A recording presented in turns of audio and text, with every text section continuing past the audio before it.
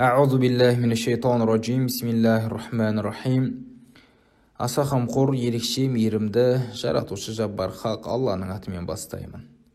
Бүкіл мақтаулар мен мадақтар Аллах тағалаға болсын, және де адамзаттың асыл тәжі болған пайғамбарымызға Алланың ізгі салауаты мен сәлемі болсын. Біздің каналымызға келіп түскен кейбір сұрақтарға жауап. Сұрақты оқып өтейін. Сәлеметсіз бе? Кішкентай балам туыла салып шетінеп кетті. Сұрағым бар, таспен атын жазып қою керек па? Зиратына барғым келеді. Баруыма болады ма? Қандай амалдарды жасауым керек? Және нені істемеуім керек дейді. Ең біріншіден осы сұрақты қойып отырған кісіге ең алдымен қайғыңызға ортақпыз дегіміз келеді. Аллах Тағала сізге, отбасыңызға, жақындарыңызға сабыр берсін. Тас түскен жеріне ауыр демекші, сіздерге Алла Тағала сабыр, мейірімін жаудыра берсін.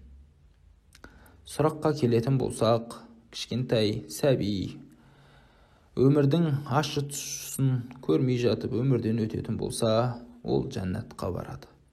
Ал таспен қабірінің басында таспен атын жазып қою, ол ислам шариғатында дұрыс көрілмеген амалдан. Не үшін? Себебі ол бала кішкентай кезінде, яғни шетінеп кетті.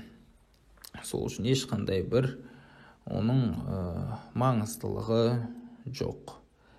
Енді зиратына барғыңыз келетін болса, онда бара берсеңіз болады. Зират етуге болады.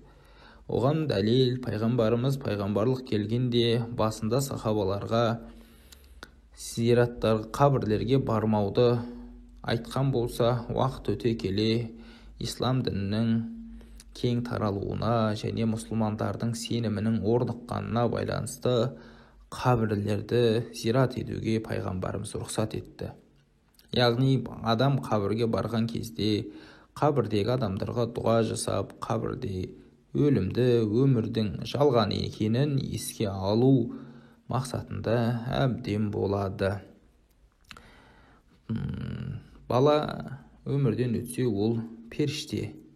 Иншалла, оған қайғырмасаңыз болады.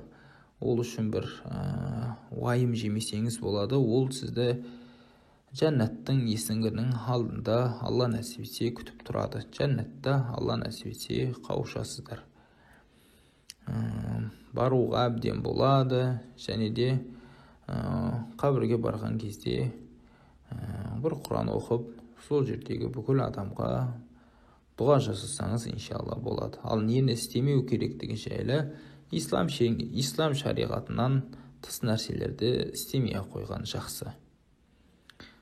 Мысалға, әйел адамдар барып шашын жұлып, жылап, дауыс шығарып, ондай нәрселерді істемеген абзал. Аллах Тағала деніңізге саулық беріп, басқа да ұрпақтарыңыз көп болуды Алла нәсіп етсін. Аллах Тағаладан балаңызға тек қана жәннат, өзіңізге де жәннат тілейміз. Алла разы болсын.